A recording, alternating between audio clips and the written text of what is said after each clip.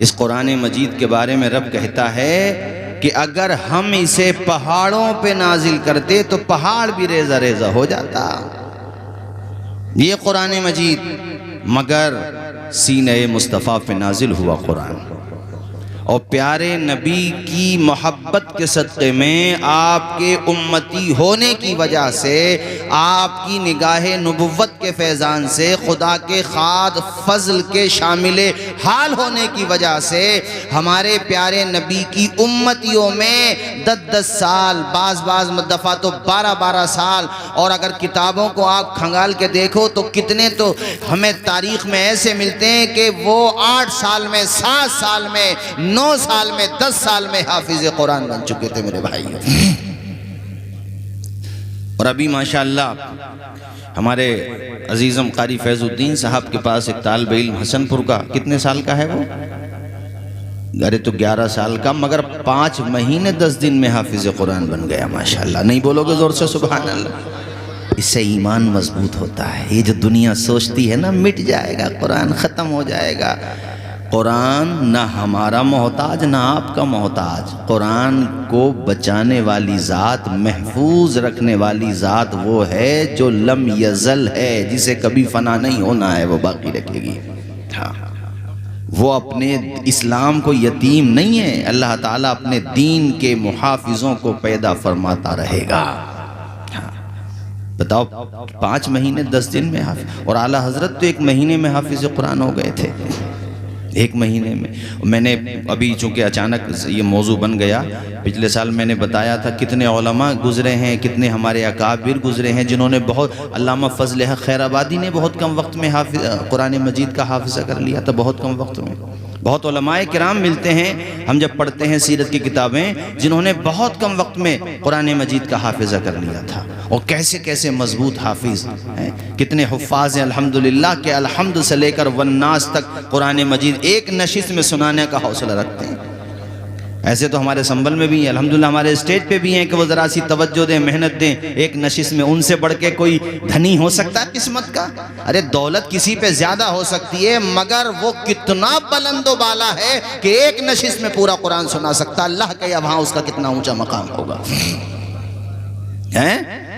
ہاں بالکل، بہت میں جانتا ہوں الحمدللہ یہ کوئی آسان کام نہیں ہے. قرآن کہہ رہا کہ یہ اگر کسی پہاڑ پہ بھی نازل کیا، پہاڑ بھی کیسا عظیم پہاڑ، جبلن پہ جو تنوین ہے، یہ تنوین برائے تعظیم، یعنی بہت بڑا پہاڑ بھی ہوتا تو وہ بھی ریزہ ریزہ ہو جاتا خشیت خداوندی سے. یہ تو میرے مصطفیٰ کا سینہ ہے. مگر پیارے نبی پر بھی جب وحی نازل ہوتی تھی، بخاری شریف کی حدیث ام المؤمنین سیدہ عائشہ صدیقہ فرماتی ہیں کہ حضور پاک کے پیشانی سے مبارک قطرات ٹپکنے لگتے تھے پسینے کے، وحی نازل ہوتی تھی. ارے تم نے قدر ہی کہاں کی ہے، تم سے مراد ہم سب، کہ اللہ کا کتنا بڑا انعام ہے کہ اس نے تمہیں جو کتاب دی وہ کتابوں میں افضل. آپ جس نبی کی امت میں پیدا ہوئے وہ نبی سارے نبیوں میں افضل، اور آپ جس امت کا حصہ بنے ہو وہ امت ساری امتوں میں افضل. اب تم ہی نہ قدرے بنے ہو تو اس کا کیا کیا جائے؟ بنیادی کام کرو، اپنے گھروں میں قرآن مجید کی تلاوت کے ماحول کو عام کرو، لازم کرو. قوم کی بہنیں، بیٹیاں، مائیں اس چیز کو اپنی زندگی میں اتار لیں. جیسے آج کی نسل بغیر موبائل کے نہیں رہ سکتی، اسی طرح لازم کر لو کہ ایک مرتبہ کو موبائل رہے نہ رہے مگر ہمارے گھر میں قرآن مجید کی تلاوت ہر حال میں رہنا چاہیے. ایک سے بڑھ کے دوسرا، ایک سے بڑھ کے دوسرا، یعنی ایک دوسرے کو قرآن مجید پڑھاؤ. میرے پیارے نبی نے صاف فرما دیا کہ اللہ کے نزدیک سب سے بہتر کون ہے. ہماری آپ کی نگاہ کے اعتبار سے، کوئی مال کے اعتبار سے، کوئی منصب کے اعتبار سے، کوئی حسن و جمال کے اعتبار سے، کوئی خاندان کی طاقت کی بنیاد پر، کوئی پولیٹیکل پاور کی بنیاد پہ افضل ہو سکتا ہے، بہتر ہو سکتا ہے، مگر میرے نبی ارشاد فرما رہے ہیں. اور یہ حدیث سیدنا عثمان غنی رضی اللہ تعالیٰ عنہ سے مروی ہے، بخاری شریف کی حدیث ہے. ہمارے پیارے نبی فرماتے ہیں خیرکم من تعلم القرآن وعلما. اے میرے امتیوں، تم میں سب سے بہتر وہ ہے جو قرآن خود سیکھتا بھی ہے اور دوسروں کو سکھاتا بھی ہے. اس لیے قرآن سیکھیں اور قرآن سکھائیں. یہ جو مدرسے ہیں یہاں کیا ہوتا ہے؟ قرآن سیکھا بھی جاتا ہے اور اونچا بولو قرآن، آواز آئے قرآن. اس لیے میں نے آپ سے گزارش کی ہے کہ قرآن مجید پڑھنے کا مزاج بناؤ.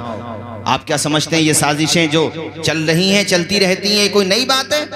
جب حضور پاک کے سوالات کا اور آپ کے چیلنجز کا ان کے پاس کوئی جواب نہیں تھا، دشمنان دین کے پاس، چونکہ قرآن بار بار چیلنج کرتا تھا. وہ کہتے تھے کہ یہ محمد صلی اللہ علیہ وسلم تو اپنی طرف سے کہی ہوئی باتوں کو خدا کی طرف منسوب کر دیتے ہیں. تو قرآن نے کہا اگر ایسی بات ہے تم بھی انسان ہو تو لے آؤ قرآن کی طرح آیتیں بنا کر کے، تم بھی انسان ہو.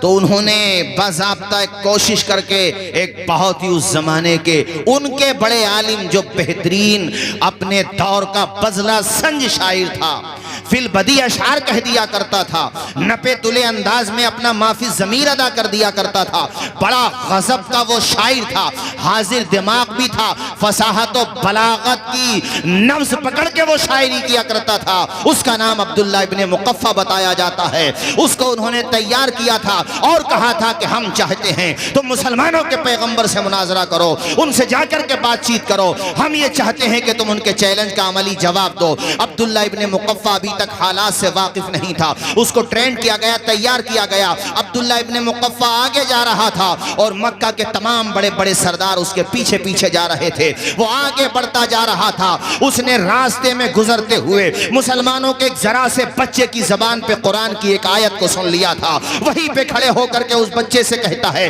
ماذا تقرؤ، اے بچے تو پڑھ کیا رہا ہے؟ اس بچے نے کہا انا اقرأ القرآن، میں قرآن پڑھ رہا ہوں. اپنے ساتھ کے لوگوں سے کہا واپس ہو کر کے چلو.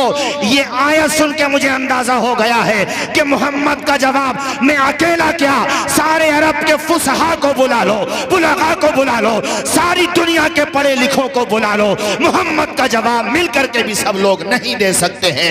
امام احمد رضا بریلی کی سرزمین سے پکارتے ہیں تیرے آگے یوں ہے دبے لچے فصحاء عرب کے بڑے بڑے، کوئی جانے منہ میں زبان نہیں بلکہ جسم میں جانے. سبحان اللہ. نعرہ تکبیر، نعرہ رسالت، علماء اہل سنت، نعرہ تکبیر، نعرہ رسالت. ایک بوڑھا شاعر تھا اور بہت بڑا ادیب تھا. وہ اس نے بہت ریسرچ کیا اپنے طور پہ. ریسرچ کا مطلب اس نے کافی تلاش کیا کہ کچھ ایسا ملے جس سے میں قرآن پہ اعتراض کروں. تو اسے 3 الفاظ ملے، کبارہ، حضون اور اجابہ. یہ 3 الفاظ مطلب وہ یہ سمجھتا تھا کہ یہ الفاظ ایسے ہیں جو قرآن میں نہیں ہونے چاہیے، خدا کے کلام میں ایسے الفاظ. اس کے دماغ میں یہ تھا کہ قرآن مجید میں ایسے الفاظ کیوں ہیں، حضون، اجابہ اور کبارہ. وہ یہ سوچتا تھا کہ یہ فصاحت کے معیار سے گرے ہوئے ہیں، مطلب یہ وہ الفاظ ہیں جو سطحی ہیں. اس نے یہ سوچا اور وہ حضور کے پاس گیا مناظرہ کرنے. میرے آقا قرآن مجید کی تلاوت کر رہے تھے. جب وہ آیا تو آپ خاموش ہو گئے. کہا کیسے آنا ہوا؟ ایسے ایسے آیا ہوں اور یہ 3 الفاظ لے کر کے آیا ہوں میں. مجھے بتائیے کہ یہ اگر خدا کا کلام ہوتا تو یہ 3 الفاظ اس قرآن میں کیسے ہیں؟ حضون کا مطلب ہوتا ہے جس کا مذاق بنایا گیا، عجابن بہت عجیب چیز، کبارن بہت بوڑھا. تو وہ حضور پاک نے کیسا جواب دیا؟ ارے میرے حضور سے مناظرہ کرنے آیا تھا. حضور نے فرمایا بیٹھ جاؤ، بیٹھ گیا. کچھ دیر بیٹھا، حضور نے فرمایا کھڑے ہو جاؤ، کھڑا ہو گیا. کہا سامنے بیٹھو، سامنے آ کے بیٹھ گیا. حضور نے کہا چلو کھڑے ہو جاؤ، ادھر بیٹھو. جب 2-3 دفعہ حضور نے ایسے کہا تو کہتا ہے اتتخذونی حضوا، کیا آپ میرا مذاق اڑا رہے ہیں؟ انا شیخ کبارا، میں بہت بوڑھا ہوں. ھذا شیء عجاب، یہ تو بڑی عجیب بات ہے. جن 3 ورڈ پہ خود اعتراض کر رہا تھا میرے نبی نے اس کی زبان سے نکلوا کر کے دکھا دیا. سبحان اللہ، سبحان اللہ. بہت. ارے بات سمجھ میں نہیں آئی؟ مطلب جن 3 ورڈ پہ اس کو آبجیکشن تھا حضور نے اس کی زبان سے، حضور نے کہا کیا کہا تم نے؟ تو اب وہ غور کیے بغیر پھر کہتا اتتخذونی حضوا. حضوا پہ اعتراض کر رہا تھا اور خود ہی کہہ رہا اتتخذونی حضوا. آپ میرا مذاق اڑا رہے ہیں، آپ میری انسلٹ کر رہے ہیں. انا شیخ کبارا، میں تو بہت بوڑھا ہوں.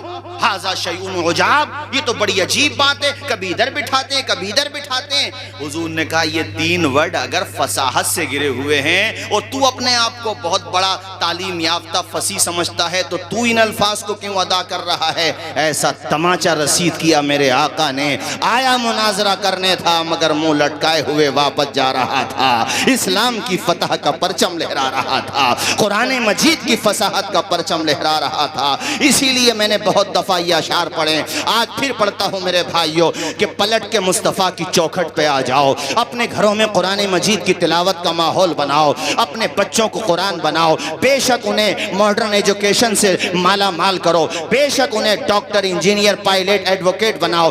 تمام شعبہ جات میں ہمارے افراد کو جانے کی بے شک ضرورت ہے، مگر ان سب چیزوں کے ساتھ ساتھ یا پہلے انہیں قرآن عظیم کی دولت سے مالا مال کر دو اور بتا دو دنیا والوں کو کہ حق کا پیغام مٹ نہیں سکتا، ذرا اونچا بولیں کہ حق کا پیغام مٹ نہیں سکتا، دین کا نام مٹ نہیں سکتا، ساری دنیا ہو ایک طرف پھر بھی، ساری دنیا ہو ایک طرف پھر بھی میرا قرآن مٹ نہیں سکتا۔ میرے بھائیوں کبھی اپنی زبان پہ یہ الفاظ نہ لایا کرو کہ ہم بڑے پریشان ہیں، بڑے بد نصیب ہیں۔ جس کے پاس ایمان جیسی دولت، جس کے پاس قرآن جیسی عظیم کتاب، وہ بد نصیب کیسے ہو سکتا ہے؟ دنیا کا کیا ہے، چند دنوں کی ہے، گزر کے چلی جائے گی، آپ کو آخرت میں جانا ہے۔ مگر مبارک باد ہیں وہ لوگ جو دنیا میں رہے تب بھی قرآن کے ساتھ رہے، جب دنیا سے گئے تب بھی قرآن مجید کی تلاوت کرتے ہوئے چلے گئے۔ سبحان اللہ۔ قرآن مجید کی تلاوت پتہ کتنی عظیم دولت ہے؟ امام جلال الدین سیوطی المتوفہ 911 ہجری، انہیں اپنی کتاب شرح الصدور میں ایسے متعدد واقعات لکھے ہیں بزرگان دین کے کہ جنہیں قرآن عظیم سے والہانہ محبت تھی، والہانہ مطلب انہیں قرآن پڑھنا تھا تو پڑھنا تھا بس، یعنی قرآن عظیم کی تلاوت کا ناغہ نہیں ہوتا تھا۔ اور ہمارے لوگ کتنا پڑھتے ہیں قرآن؟ بعض ایسے بیٹھے ہوں گے یہاں پر، اور میں ماؤں بہنوں سے بھی کہہ رہا ہوں کہ پورے 11 مہینے کے بعد رمضان کا چاند جب نظر آتا ہے تب انہیں قرآن کی یاد آتی ہے۔ 11 مہینے تک انہیں قرآن یاد نہیں آیا۔ رمضان شریف میں انہوں نے اٹھایا، اور بعض گھر میں اللہ معاف کرے مگر یہ بات سچ ہے اس لیے عرض کر رہا ہوں کہ بیڈ روم کے دروازے صاف ہوں گے، آپ کے پردے صاف ہوں گے، مگر جس جزدان میں قرآن رکھا ہوا ہے وہ جزدان تک صاف نہیں ہوتا ہمارے گھروں میں۔ سچ ہے تو بولو۔ اور پھر یہ شکوہ کہ گھر میں برکت نہیں آتی، یار قرآن رکھا ہوا ہے، اس کے جزدان پہ گرد و غبار جم رہا ہے تو برکت کہاں سے آئے گی تمہارے گھر میں؟ تم اگر قرآن پابندی کے ساتھ پڑھتے تو ایسا تھوڑی نہیں ہوتا جیسا آج ہو رہا ہے۔ علامہ اقبال نے بڑی اچھی بات کہی ہے، وہ فارسی کا شعر ہے، اس کے 2 مصرے ہیں، اس کا نچوڑ یہ ہے کہ ہمارے مسلمان بھائیوں نے قرآن سے بہرحال مرنا تو سیکھا، کہ یہ رواج تو آج بھی ہے کہ کسی کا دم چلے تو بیٹے قرآن پڑھے ہوئے ہیں تو بیٹے بیٹیاں گھر والے وہ نہیں ہیں تو امام صاحب کو بلائیں گے، لیکن بہرحال مرتے وقت انہیں قرآن کی یاد آتی ہے، یہ اچھی بات ہے۔ مگر آگے وہ کہتے ہیں کہ اے مسلمانوں، تم نے قرآن سے سیکھا تو صرف مرنا ہی سیکھا، ارے اس سے جینا بھی سیکھ لیتے تو تمہاری زندگی کی معراج ہو جاتی۔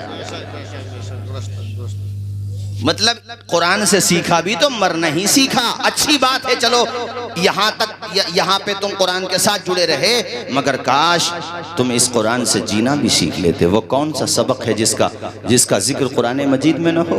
وہ کون سی سچویشن ہے جس سے نکلنے کا حل قرآن مجید میں نہ ہو؟ جب تم پہ ظلم ہو رہا ہو اس بنیاد پر کہ تم اپنے نبی کے امتی ہو، تم قرآن پڑھتے ہو، تم اہل اسلام ہو، تو گھبرانا نہیں۔ قرآن میں بار بار پچھلی امتوں کا تذکرہ کیوں آیا؟ اسی لیے تو آیا کہ انہیں پڑھو گے تمہیں سبق ملے گا۔ کبھی نمرود تمہارے سامنے کوئی کھڑا ہو جائے تو خوف زدہ مت ہونا، اس لیے کہ جب نمرود آتا ہے تو کوئی ابراہیم بھی آتا ہے۔ بے شک نبوت کا دروازہ بند ہو گیا مگر ان کا غلام تو کوئی آئے گا، اور اس لیول کا نمرود بھی تو نہیں آئے گا جس لیول کا تھا وہ۔ ارے بولو یار، فرعون کس لیول کا تھا بتاؤ مجھے؟ مگر آپ بتاؤ تو قرآن میں یہ بار بار تذکرہ آیا، قوم عاد کا تذکرہ، قوم سمود کا تذکرہ، قوم شعیب کا تذکرہ، قوم صالح کا تذکرہ۔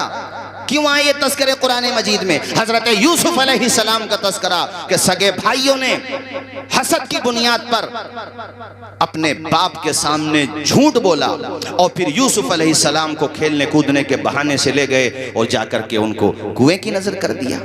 مگر میرے رب نے دیکھو کیسے حفاظت فرمائی کہ رسی کٹ چکی تھی، اللہ نے کہا جبریل میرے یوسف کو گہرائی میں پہنچنے سے پہلے پہلے اپنے پر پہ اٹھا لیجئے۔ سبحان اللہ۔ اندھیرے میں رہے، قافلہ جا رہا تھا، انہوں نے نکالا، بازار مصر میں پیشے بھی گئے، کتنی کلفتیں، کتنی پریشانیاں۔ آپ اپنے بیٹے کو ایک دن نہ دیکھیں، 2 دن نہ دیکھیں، پاگل ہو جائیں۔ اور وہاں تو پیغمبر ہیں، حضرت یعقوب علیہ السلام، ان کے باپ بھی پیغمبر، ان کے دادا بھی پیغمبر، ان کے دادا ابراہیم ہیں، ان کے باپ اسحاق ہیں، اور حضرت یعقوب خود بھی نبی ہیں، اور یوسف علیہ السلام بھی نبی ہیں۔ میرے بھائیوں آپ تصور کیجئے کہ بیٹا جدا ہو چکا ہے، ادھر بیٹے کو اپنے باپ کی کتنی یاد آتی ہوگی، اور ادھر باپ کو تو اتنی یاد آتی تھی کہ ایک دور ایسا بھی آیا جب روتے روتے آنکھوں کی بینائی چلی گئی تھی۔ میرے عزیز دوستو یہ کیوں ہے قرآن میں تذکرہ؟ اسی لیے کہ کبھی تمہارے سامنے حق کی بنیاد پر، سچائی کی بنیاد پر پریشانی آ جائیں تو ایمان کا سودا نہ کرنا، احساس کمتری کا شکار نہ ہونا، خوف زدہ نہ ہونا۔ یہ بات یاد رکھنا کہ جس نے ماں کے پیٹ میں 3 اندھیروں میں ہماری حفاظت کی ہے، جس نے ایک لوتھڑے سے، ایک قطرے سے لوتھڑا بنایا اور پھر ہمیں انسان بنا دیا، ہمیں ماں کے پیٹ میں جس نے زندگی دی، وہی خدا ہے کہ جب کوئی ساتھ دے نہ دے مگر اس خدا کا ساتھ ہمارے ساتھ ہمیشہ رہے گا۔ حضرت موسیٰ علیہ السلام اور حضرت ہارون علیہ السلام جب دونوں کو اللہ تعالیٰ نے کہا کہ جاؤ ذرا ابراہیم کے پاس جاؤ، مطلب حضرت موسیٰ اور حضرت ہارون، ہاں ان کے بھائی ہیں حضرت موسیٰ کے، ان دونوں سے اللہ تعالیٰ نے فرمایا کہ جاؤ ذرا فرعون کو جا کر کے تبلیغ کرو، دین کی دعوت دو۔ تو پتہ اللہ نے کیا کہا؟ جاؤ تم، اسمع و ارا، میں تمہارے ساتھ ہوں، میں سن بھی رہا ہوں اور دیکھ بھی رہا ہوں۔ ایک جگہ قرآن میں اللہ کہتا ہے وَهُوَ مَعَكُمْ أَيْنَمَا كُنْتُمْ، تم کہیں پر بھی رہو تمہارا خدا تمہارے ساتھ ہے۔ ذرا زور سے نہیں بولو گے؟ تو یہ بلیو، یہ یقین، یہ عقیدہ اپنے دماغ میں اتار لو، اپنی نسلوں کے دماغ میں اتار دو۔ تم مظلوم فلسطینی بھائیوں کو نہیں دیکھتے ہو؟ ان کے چھوٹے چھوٹے بچے، انہیں کھانے کو لقمہ نہیں ملے، لائن میں صبح سے شام تک لگے ہوئے ہیں مگر روٹی کا لقمہ نہیں ملا، انہیں ترکاری نہیں ملی، سالن نہیں ملا، پینے کو پانی نہیں ملا۔ جب پلٹ کے آتے ہیں یقیناً آنکھ میں آنسو ہوتے ہیں مگر زبان پہ شکوہ نہیں ہوتا۔ جانتے ہو کیا ہوتا؟ حسبنا اللہ، ہمارے لیے اللہ کافی ہے۔ اس کو کہتے ہیں ایمان، اس کو کہتے ہیں یقین۔ یہ سب سے بڑی دولت ہے، اس سے بڑی دولت کچھ بھی نہیں ہے میرے بھائیوں۔ قرآن میں کیوں تذکرہ بار بار آ رہا؟ روتے روتے میں نے کہا ان کی آنکھوں کی بینائی چلی گئی تھی۔ اور پھر میں بتا رہا تھا آپ کو کہ حضرت یوسف علیہ السلام کو بازار مصر میں بیچا بھی گئے، عزیز مصر نے خرید لیا، ان کی بیوی نے تہمت بھی لگائی، جیل بھی جانا پڑا، جیل میں بھی رہے۔ اور یہاں ایک بات بتاؤں، جو علماء حق سچائی کی بنیاد پر، انصاف کی بنیاد پر اور مظلوموں کے حق کی بنیاد پہ آواز اٹھاتے ہوئے پسے زندہ بھیج دیے جاتے ہیں، ان سے کبھی بدگمان مت ہونا بلکہ سوچنا کہ اللہ کی دی ہوئی توفیق سے یہ حضرت یوسف علیہ السلام کی سنت ادا کر رہے ہیں۔ ہم اپنے بھارت کی اگر بات کریں تو علامہ فضل حق خیر آبادی نے کیا کالا پانی کی سزا نہیں کاٹی؟ کیا علامہ سید کفایت علی کافی نے پھانسی کے پھندے کو نہیں چوما؟ کیا ہمارے ہزاروں علماء ذویل احترام نے کتنی عظیم سزائیں برداشت کی تو کبھی ان کے پائے استقلال میں لغزش نہیں آئی؟ کبھی وہ گھبرائے نہیں چونکہ ایمان ساتھ ہے۔ ارے دنیا کا ساتھ کب تک ساتھ ہے؟ ہمارا وہ خدا ساتھ ہے جو ماں کے شکم میں بھی ہمارے ساتھ تھا، جب دم نکل جائے گا تو قبر میں بھی تو وہی ہمارے ساتھ ہوگا۔ مجھے بتاؤ قبر میں کون ساتھ جاتا؟ زور سے بولو، دوست ساتھ جاتا ہے؟ سگی ماں ساتھ نہیں جاتی، جو پراپرٹی تم نے کمائی وہ پراپرٹی بھی ساتھ نہیں جاتی، کفن کے 3 کپڑے ساتھ جاتے ہیں۔ ہاں وہاں پر بھی اگر ساتھ ہوتا ہے تو میرے خدا کا ساتھ ہوتا ہے، اور رب کے کرم سے اس کے محبوب حضرت محمد مصطفیٰ صلی اللہ علیہ وسلم کا ساتھ ہوتا ہے۔ وہ مسکرا گئے، بہاریں آ جائیں گی، حسن عمل لے کر کے گئے، عشق مصطفیٰ لے کر کے گئے، قرآن مجید کی محبت لے کر کے گئے، نماز کے سجدے لے کر کے اگر تم قبر میں گئے تو بریلی سے امام احمد رضا کا لہجہ آواز دے رہا ہے، قبر میں لہرائیں گے تا حشر چشمے نور کے، جلوہ فرما ہوگی جب طلعت رسول اللہ کی۔ اور پھر دیکھو امتحان سے گزرتے رہے یوسف علیہ السلام. ایک دور وہ بھی آیا، آپ خواب کی تعبیر بتا دیا کرتے تھے. دو قیدی تھے. جب قرآن مجید کی آیتوں کا ترجمہ بتا رہا ہوں میں، آیات کا ترجمہ اور اس کی کچھ تفسیر. ان میں سے آپ نے بتایا کہ ایک کو پھانسی ہونا، ایک کو رہا ہونا ہے. جس کو رہا ہونا اس سے کہا کہ ذرا اپنے بادشاہ سے میرا تذکرہ کر دینا. بہرحال وہ تذکرہ آیا، قحط کا دور تھا. سلیوشن بتانے کے لیے قیدی کو نکالا جا رہا ہے، اور آپ نے جو سلیوشن بادشاہ کو بتایا وہ بالکل صحیح نکلا. اس کا نتیجہ یہ ہوا کہ بادشاہ نے اپنے تخت پر اپنے خاندان والوں کو نہیں بٹھایا، حضرت یوسف علیہ السلام کو بٹھایا. اور آپ نے پہلے ہی کہہ دیا تھا کہ مجھے یہ تخت دو تاکہ میں ذمہ داری سنبھالوں، چونکہ آپ سب سے زیادہ اہل تھے. اور پھر آپ نے مصر کی سرزمین پر ایسا نظام حکومت چلایا کہ دنیا میں مثال دی جانے لگی. اور وہی والد محترم بھی مل گئے، اور وہ بھائی جنہوں نے آپ کو کنویں میں ڈالا تھا قدرت نے بھی وہاں تک پہنچا دیا. ایک دفعہ آئے، پھر گئے، پھر آئے، اور پھر راز کھلا، اور پھر وہی بھائی سجدے میں گر گئے. ان کی شریعت میں سجدے تعظیمی جائز تھا. میرے کہنے کا مقصد یہ ہے، کبھی پریشانی آئے تو گھبراؤ نہیں. آج پریشانی ہے تو کل آسانی ضرور آئے گی. آج اندھیرا ہے تو کل سویرا ضرور آئے گا. گہری ہے غم کی شام مگر شام ہی تو ہے. زور سے بولو، گہری ہے غم کی شام مگر شام ہی تو ہے. اور اندھیرا جتنا گہرا ہوتا ہے نا، اجالا اتنا ہی پیارا ہوتا ہے. ہوتا ہے کہ نہیں ہوتا ہے؟ تو اجالے کی طرف لانے کے لیے سب سے پہلا اسٹیپ، سب سے پہلا قدم یہ ہے کہ تم قرآن مجید کی طرف آ جاؤ، حضور کی محبت کی طرف آ جاؤ. صرف نعرے بازی نہیں، نعرے اپنی جگہ ہیں بے شک، عملی طور پہ آ جاؤ. اپنی آنے والی نسلوں کے دماغ میں، دل دماغ میں یہ بات بٹھا دو کہ محمد سے وفا تو نے تو ہم تیرے ہیں، یہ جہاں چیز ہے کیا لوح قلم تیرے ہیں. یہ بات بٹھا دو ان کے ذہن و دماغ میں. انہیں پیارے نبی کی محبت کا جام پلا دو اپنی نسلوں کو. انہیں قرآن مجید پڑھاؤ. فلسطین میں نہیں دیکھتے ہو تم، رہنے کو مکان تک نہیں ہے. وہ ایسی جیسے آپ کے جلسے کا یہ شامیانہ ہے، ایسے ان کے خیمے سے بنے ہوئے ہیں. ان لوگوں نے انہی خیموں میں تعلیم شروع کر دی.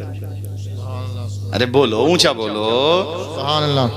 اور سب سے زیادہ حفاظ اگر کہیں پر بنتے ہیں نا، بیٹیاں اور بیٹے، تو وہ اسی سرزمین پہ بنتے ہیں. وہ ایک دوسرے کو حافظ بنا رہے ہیں، پڑھا رہے ہیں، تعلیم کو ختم نہیں ہونے دیا. یہ میں آپ سے بھی کہہ رہا ہوں کہ یہ جھگڑے، آپس کے اختلافات ہیں کہ میری ناک اونچی اور فلاں کی ناک نیچی، یہ سب ختم کرو. پیسہ جو ہے اس کو محفوظ رکھو، جہاں خرچ کرنا چاہیے وہاں خرچ کرو. تعلیم پر اٹھاؤ، کسی کے کام آنے پہ اٹھاؤ. یہ کیا بات ہوئی کہ چند پیسے ہو گئے، گھر پہ شادی آ گئی تو ڈیجوں کے آگے ریچوں کی طرح ناچو تاکہ ہمارے غیر مسلم بھائی بھی دیکھ کے بزن ہو جائیں کہ یہ مسلمان ہیں جنہیں دیکھ کے شرمائیں یہود. ایسے حالات میں بھی بتاؤ ایسا ہو رہا کہ نہیں ہو رہا؟ بتاؤ. تو پیسہ صحیح جگہ پہ اٹھاؤ، کامیاب جگہ پہ اٹھاؤ، اچھی جگہ پہ اٹھاؤ. اے میرے بھائیوں، نیک بنو. قرآن مجید کی زیادہ سے زیادہ تلاوت کرو، روزانہ تلاوت کیا کرو، پڑھا کرو. اور ساتھ ہی ساتھ میرے بھائیوں، نماز فرض نماز کی طرف آ جاؤ. مجھے بڑا دکھ ہو رہا ہے یہ بات کہتے ہوئے کہ آج بھی ہمارے یہاں مسجدیں خالی نظر آتی ہیں. صرف جمعے کے دن مسجد آباد نظر آتی ہے. کاش ہر دن 5 وقت کی نماز میں اسی طرح نمازیوں کی تعداد نظر آنے لگے جس طرح سے جمعے کے دن نظر آتی ہے. تو انشاءاللہ بہت بڑا انقلاب آ جائے. آپ لوگ 5 وقتہ نماز پڑھا کرو، نماز میں لاپرواہی نہ کیا کرو. اپنے دل کا رشتہ اپنے رب سے مضبوط کرو. نماز پڑھنے سے، قرآن پڑھنے سے، کار خیر میں حصہ لینے سے اللہ تعالیٰ سے رشتہ مضبوط ہوتا ہے. اللہ تعالیٰ کی طرف دل جب راجع ہو جاتا ہے، اللہ کی بارگاہ میں رونے لگتا ہے دل اور آنکھیں، تو انشاءاللہ بہت بڑا انقلاب آ جاتا ہے. میرے بھائیوں، نور خضرا سے دل جگمگا لیجئے، نور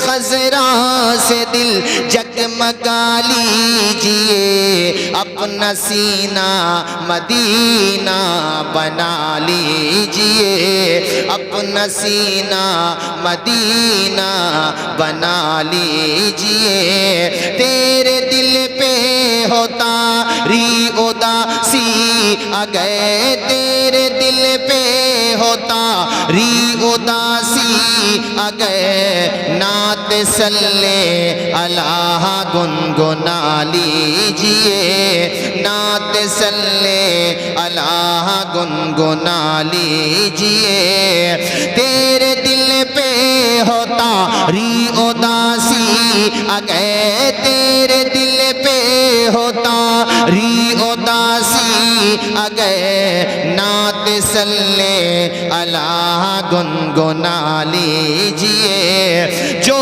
بھی دیکھے وہ شیطان نبی کا کہے،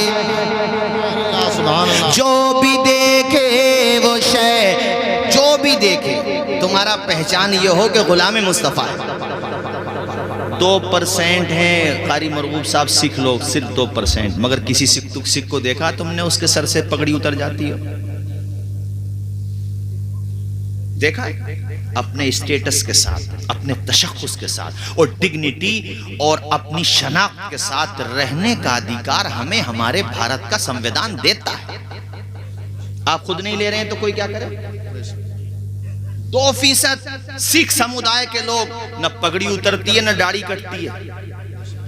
اب تم اپنے آپ کو دیکھ لو، 18 یا 20%، اور اس 18-20% میں اپنے آپ کو دیکھو کہ تم نے اپنے آپ کو اور اپنے تشخص کو کہاں تک بچایا اور کہاں تک قربان کر دیا۔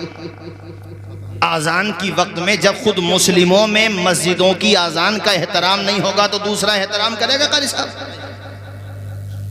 آذان کے وقت میں جب خود ہمارے وہاں ڈی جے بجائے جائیں گے تو کوئی دوسرا کیا ادب کرے گا؟ دوسروں کو کہنے سے پہلے اپنے آپ کو بھی تو دیکھو۔ صرف 2%، مگر دیکھو پہچان تشخص بچا کے رکھا انہوں نے۔ بولو ویلیو ہے ان کی، اونچا بولو۔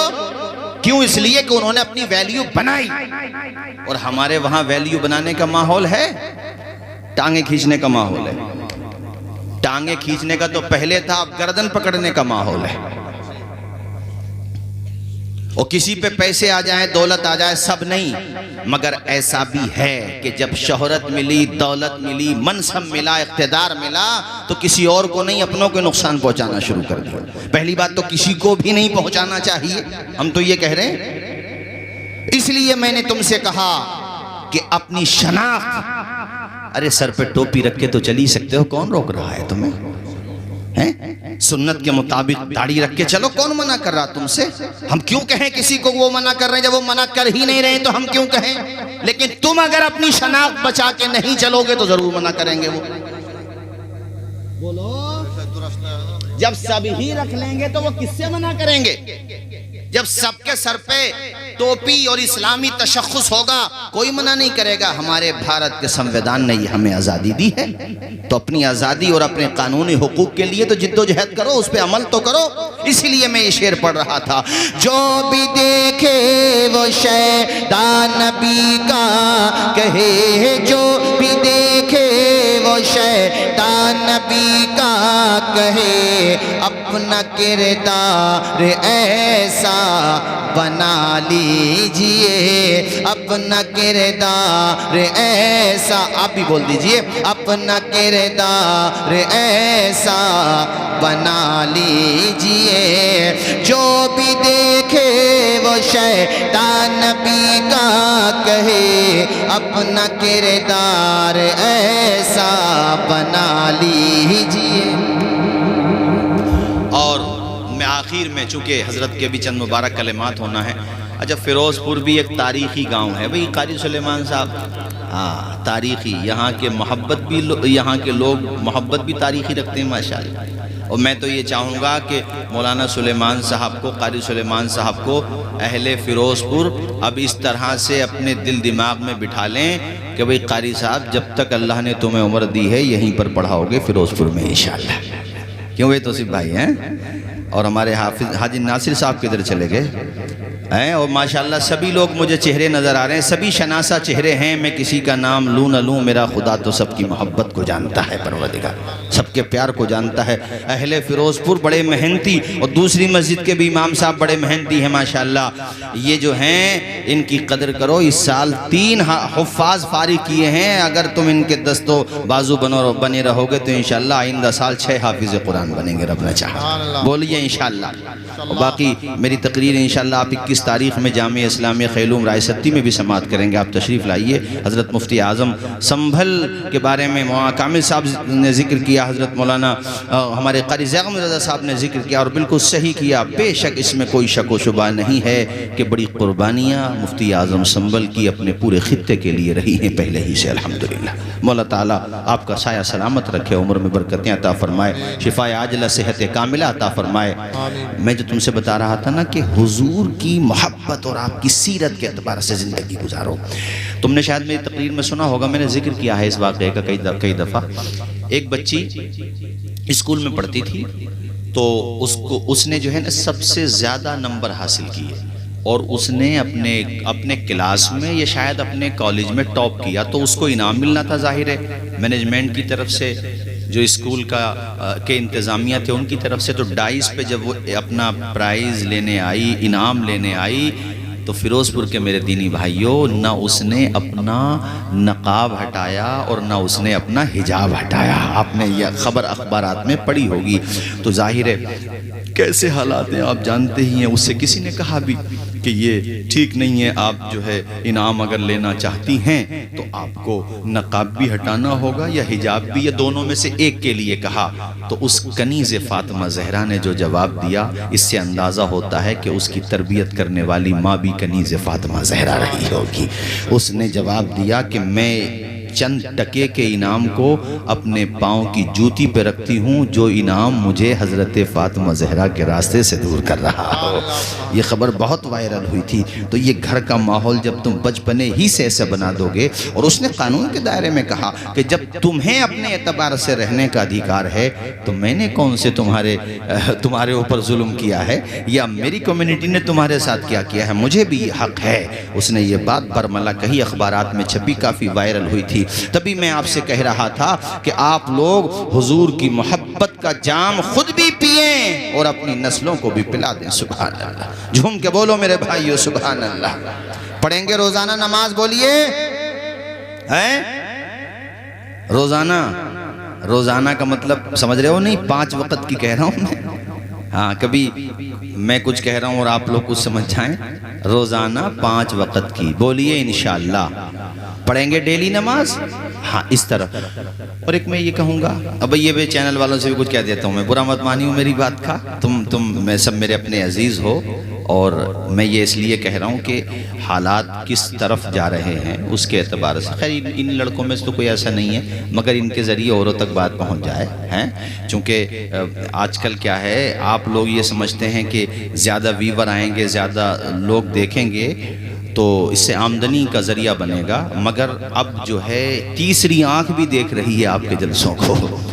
تو ایک تو لائیو کے بارے میں نے اس دن حسن پور میں ہی بولا تھا, آپ لوگوں نے سنا ہوگا. اس میں میں نے کہا تھا کہ لائیو پروگرام چلنا ہی نہیں چاہیے, چونکہ کئی دفعہ غیر ارادی طور پہ یا سبقت لسانی میں آدمی سوچ کچھ راز زبان سے کچھ نکل گیا, ایسے الفاظ نکل جاتے ہیں جو کسی کی دل شکنی کا باعث بنے, جس سے حالات متاثر ہوں اور پتہ چلے کہ بولنے والوں پہ بھی FIR ہو گئی اور جلسہ کرانے والوں پہ بھی FIR ہو گئی. بات یہ نہیں ہے کہ FIR ہو گئی, چلو وہ بھی قانونی طور پہ دیکھنا پڑتا ہے, مگر کئی دفعہ یہ غیر ضروری چیز ہے. ہاں ریکارڈ کر لیا, بعد میں اس کو کہیں پہ کمی محسوس ہو رہی ہے, لگ رہا ہے کہ بھئی یہ جملہ سبقت لسانی میں نکل گیا ہے, زبان پھسلنے کی وجہ سے کئی دفعہ ذہن حاضر نہیں ہوتا, انسان ہی تو ہے, کوئی زبان جملہ نکل جاتا ہے تو اس کو ایڈٹ کر لو اتنے حصے کو, اور پھر اسی اعتبار سے اس کو اپلوڈ کرو. بہرحال اس طرف توجہ دو. اور کئی دفعہ اس جلسوں میں کیا ہوتا ہے حافظ فرقان صاحب, کئی دفعہ ایسا ہوتا ہے جلسوں میں کچھ ظاہر انسان ہوتے ہیں, کچھ باتیں غیر مناسب ہو جاتی ہیں, تو ان میں سے خیر کوئی ایسا نہیں ہے, مگر میں نے بعضوں کو دیکھا کہ اسے اور زیادہ لگائیں گے تاکہ وہ وائرل ہو, لوگ دیکھیں اور آمدنی ہو. ارے تمہاری آمدنی کی چکر میں علماء کے ساتھ کیا معاملہ ہوتا ہے یہ بھی تو دیکھو ذرا. غیر مناسب باتیں تو مت اپلوڈ کرو اس کو. لائیو تو بالکل بھی نہیں ہو, یہ میرا مشورہ ہے, بے ضروری نہیں آپ لوگ متفق ہوں, لیکن لائیو پروگرام میں 4 سے 5 گھنٹے تک چلنے والے پروگرام میں کسی نہ کسی کی زبان سے تو کوئی نہ کوئی جملہ ایسا سرزد ہو سکتا ہے جو قابل اصلاح ہے. ہاں تو یہ میں نے کہہ دیا ان لوگوں سے, اور مجھے امید ہے. اور تھمنیل تقریر ہو رہی ہے اصلاح معاشرہ پہ, اور تھمنیل ایسا بن رہا ہے جیسا گودی میڈیا والے بنا رہے ہیں, جیسے کل ہی دنیا ختم ہو جائے گی. یعنی تقریر میں ایسا کچھ میٹر ہے ہی نہیں جیسا تھمنیل پہ پتہ. ہماری تقریر میں لگا دیتے ہیں پتہ نہیں کیسے کیسے، جبکہ ہم نے وہ کچھ بولا ہی نہیں ہے. تو اس لیے میں نے کہا ہے ان کے ذریعے بات دوسروں تک پہنچ جائے گی، اس اعتبار سے میں نے یہ بات عرض کر دی ہے. مجھے امید ہے کہ ہمارے جو حضرات اس میں ہیں یعنی اس شعبے میں ہیں وہ اس پہ توجہ دیں گے اور یقیناً اپنی اصلاح کریں گے. خیر، مولا تعالی ہم سب کو حسن عمل کی توفیق عطا فرمائے. میں نے جو باتیں کہیں کوئی بات خلاف شرع سرزد ہو گئی، میں بھی کلمہ پڑھتا ہوں، آپ بھی پڑھ لیجئے، لا الہ الا اللہ محمد الرسول اللہ صلی اللہ علیہ وسلم.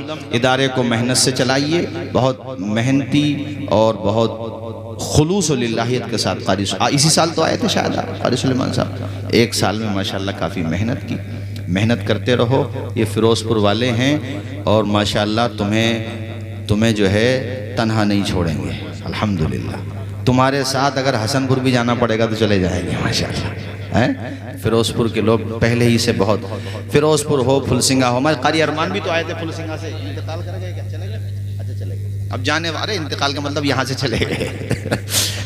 ایک لفظ کے کئی معنی ہوتے ہمارے بھائی جان جو ہے. خیر، ہاں کافی محنت کی. جی جی مولانا تطہیر اس میں پڑھا رہے ہیں ماشاءاللہ ماشاءاللہ. یہ خیر ہمارے قاری تطہیر صاحب جو ہیں آپ کے یہاں والے، یہ مجھ سے بڑی، میں انہیں کیا کہوں، میں تو سبھی کو کہوں گا. یہ انہوں نے اس وقت اندور کے پاس ایک جگہ رہتے تھے، کیا نام ہے بھی تطہیر اس کا؟ دھرم پوری. ہاں اس بہت میں جاتا تھا ان کے وہاں. خیر، تو اپنے وہاں کے بھی جتنے حفاظ ہیں انسان ہیں، ہم سب انسانی تو ہیں، مگر کبھی کبھی یہ بھی دیکھو یار، ہم لوگ تو پورے سال میں ایک ختم قرآن نہیں کر پاتے، یہ ہر ہفتے میں ایک ختم قرآن کر دیتے ہیں. کبھی کبھی یہ بھی تو سوچو کہ ہم جو کام کر رہے ہیں اس سے دنیا آباد ہو رہی ہے، یہ جو کر رہے ہیں اس کا صلہ تو رب دینے والا ہے. کس نیت سے کر رہے ہیں یہ تو اللہ بہتر جانے، مگر یہ جو کام کر رہے ہیں اس سے نسلیں آباد ہو رہی ہیں، اس سے قرآن منتقل ہو رہا ہے، سینوں میں ایک دوسرے کے جا رہا ہے ان کے کام کی وجہ سے. آپ کیا سوچتے ہیں یہ علماء، یہ ائمہ، یہ حفاظ و قراء الگ سے کاروبار نہیں کر سکتے؟ کیا ان کے پاس دل دماغ نہیں ہے؟ کیا یہ محنت کر کے پیسہ نہیں کما سکتے؟ مگر آخر میں پھر یہی سوچتے ہیں یار ہم نے بھی اگر یہ سلسلہ چھوڑ دیا تو قرآن عظیم کی یہ دولت سب کے گھروں تک پہنچائے گا کون؟ اللہ نے ہمیں یہ توفیق دی ہے تو ہمیں یہ کام کرنا چاہیے. ورنہ جس کے منہ میں جو آتا ہے سب سے کمزور گردن مدرس کی اور امام کی تو ہوتی ہے، جس کا اپنے گھر میں اللہ کی قسم بالکل ہولڈ نہ ہو، بالکل ذرہ برابر ہولڈ نہ ہو، جسے ناشتہ وقت پہ نہ ملے، کھانا وقت پہ نہ ملے، اما سونے کو بسترہ وقت پہ نہ ملے، وہ جا کر کے امام صاحب کو کہتا ہے مولانا سمر سیبل چلانا بھول گئے تو تم ہی بٹن دبا دو، اس میں کیا ہے؟ سب نہیں. کبھی آپ سوچو، میں آپ کے اوپر تھوڑی کہہ رہا ہوں یار آپ تو ایسے نہیں ہے، مگر ہر جگہ ایک دو پیس ضرور ہوگا ایسا. حاجی ناظر صاحب ایک دو بیچارہ پر وقتہ اس میں کیا کہوں، ایک دو بدھی جیوی ضرور ہوگا، وہ اس کی اس بات پہ نظر ہوگی کہ یار مولانا صاحب کے پچھلے جمعے کو کپڑے دوسرے تھے، اس جمعے کو دوسرے ہیں. ارے مولانا صاحب نے موٹر سائیکل بھی خرید لی، ارے مولانا صاحب نے کار بھی خرید لی. ارے تو دعا کرو اللہ کرے ہیلی کاپٹر خریدے تاکہ وہ بھی اپنے بچوں کو پڑھائیں جو یہ سوچ کے نہیں پڑھاتے کہ اس لائن میں رکھا کیا ہے، انہیں بھی یہ لگے کہ اسی لائن میں تو سب کچھ ہے، دنیا بھی آباد ہے اور اللہ کے کرم سے ان کی آخرت بھی آباد ہے. سبحان اللہ سبحان اللہ. صبح مولانا غلام نبی صاحب، میں تو مشورہ دیتا ہوں، میں نے تو ابھی 4-5 روز پہلے ایک جگہ پروگرام تک کمیٹی والے بیٹھے تھے اور ہینڈ ٹو ہینڈ اثر ہوا. انہوں نے 5-6 ممبر کھڑے ہو گئے، بولے حضرت ہمارے، میں نے کہا تنخواہیں امام کی 10-12 پہ رہنے دو گے؟ اب 20-25 ہونی چاہیے. تھوڑی دیر تو انہیں ایسا لگا مولانا یار 10 سے 20 پہ کو لے گئے، یہاں 6 سے 10 پہ کو آنے میں 10 سال لگ گئے اور یہ ایک دم سے. میں نے کہا اس لیے بعض لوگ اپنے بچوں کو اس لیے حافظ قرآن نہیں بناتے کہ اس لائن میں رکھا کیا ہے، کتنی تنخواہ ملے گی، کیا ہوگا جب تم 25-30 ہزار پورے محلے بستی کے لیے. بتائیے مفتی اعظم سمبل ہمارے حضرت، بتائیے کہ مشکل ہے پوری بستی کے لیے 25-30 ہزار تو مشکل ہے. بتاؤ جب 25-30 ہزار آپ تنخواہ دو گے نا تو لوگوں کی مینٹلٹی چینج ہو جائے گی، ان کا ذہن اپنے آپ چینج ہو جائے گا. کون کہتا ہے اس لائن میں کچھ نہیں رکھا ہے؟ ارے 25,000 روپے ان کے مقتدی تحفے میں دے رہے ہیں اور الحمدللہ ہمارا بیٹا وہاں قرآن مجید سن بھی رہا ہے اور دوسروں کو سنا بھی رہا ہے. میں جو 25,000 کی بات کروں گا، آج کے مہنگائی کے زمانے 15,000 روپے تو گھر کے خرچے چلانے کے لیے ہونے چاہیے. کیوں بتا بولو؟ اس اعتبار پوری بستی کے لیے کچھ بھاری نہیں ہوتا. اور میں یہ سمجھتا ہوں 90+9 لوگ یہ چاہتے ہیں کہ اماموں کی تنخواہیں بڑھیں، مگر بربادی گلستان کو ایک الو کافی ہوتا ہے. سمجھ میں آ گئی بھئی؟ ہماری بات پہ توجہ دو. تمہارے گھر پہ بچہ پیدا ہوا رات میں 3 بجے 2 بجے سردی کی رات جنوری پڑ رہا ہے کوہرا, تو سکندر پور سے مولانا توصیف رضا نہیں آئیں گے کان میں اذان دینے؟ صدیرن پور سے مولانا کامل صاحب, حافظ فرقان صاحب, یا حیبت پور سے مولانا شوکت صاحب, مولانا عالمگیر صاحب, الجامعۃ الاسلام خیلوم رائے ستی سے ہمارے شہر قاضی حضرت مفتی اعظم سنبل نہیں آ پائیں گے شاید رات میں. اس وقت بھی اگر کوئی تمہارے گھر پہ تمہارے بچے کے کان میں پیغام توحید اور رسالت دینے کے لیے جائے گا تو وہ تمہارا امام جائے گا رات کے 3 بجے اٹھ کے جا رہا ہے. وہ تو اتنی توفیق نہیں ہو سکتی ہے ہمیں کہ امام صاحب آئے ہیں تو 500,000 روپے ان کے ہاتھ پہ رکھ دے خوشی میں. ہاں وہ لڈو کیا گڑی رکھ دیتے ہیں بعض جگہ تو یار. ہاں بھائی میں نے بھی تو کری ہے, اور گڑ بھی وہ جو بھینسوں آواز پہنچ گئی, سمجھ گئے. خیر سب لوگ ایسے نہیں ہوتے ہیں, خیر اماموں سے بھی بڑی محبت کرنے والے لوگ ہوتے ہیں, سب تھوڑی نہیں ایسے ہوتے ہیں. سب ایسے ہوں گے تو پھر تو حوصلہ ٹوٹ جائے گا. اماموں سے بھی اب مجھے یہ کہنا ہے کہ کوئی تنخواہ دے نہ دے, کوئی تمہارے ساتھ کیسے ہی برتاؤ کرے, مگر تمہارا ریزرویشن رب کے کرم سے جنت میں موجود ہے میرے خدا نے چاہا تو. چونکہ تم قرآن پڑھ رہے ہو رب کی رضا کے لیے, یہ سوچ کر کے کہ ہم اس قرآن کی دولت کو آگے تک پہنچائیں گے, ہم اس قرآن مجید کو بیٹیوں کو بھی پڑھائیں گے, بیٹوں کو بھی پڑھائیں گے. صلہ دینے والی ذات تو میرے رب کی ذات ہے. ذرا زور سے بولو نا سبحان اللہ, اور جھوم کے بولو میرے بھائیو سبحان اللہ. ہر لفظ کو سینے میں, اشعار تو یاد ہوں گے, آپ بھی پڑھتے رہیں گے تو ذرا اچھا لگے گا. تھوڑی بہت دیر اور بول دیتا ہوں پھر میں ختم کر دیتا ہوں. ہر لفظ کو سینے میں بسا لو تو بنے بات, ہر لفظ کو سینے میں بسا لو تو بنے بات. طاقوں میں سجانے کو یہ قرآن نہیں ہے. ابھی آپ تقریر ختم کروانا چاہ رہے ہو یا کچھ دیر اور کریں, بتائیں ابھی تو بولو, ذرا ہاتھ اٹھا کے بول دو ایک مرتبہ. چلو ہاتھ مت اٹھاؤ, سردی پڑ رہی ہے, ایسی بول دو زور سے سبحان اللہ. ہم نے تو سمندر میں بھی رستے ہیں نکالے, ہم نے تو سمندر میں بھی رستے ہیں نکالے.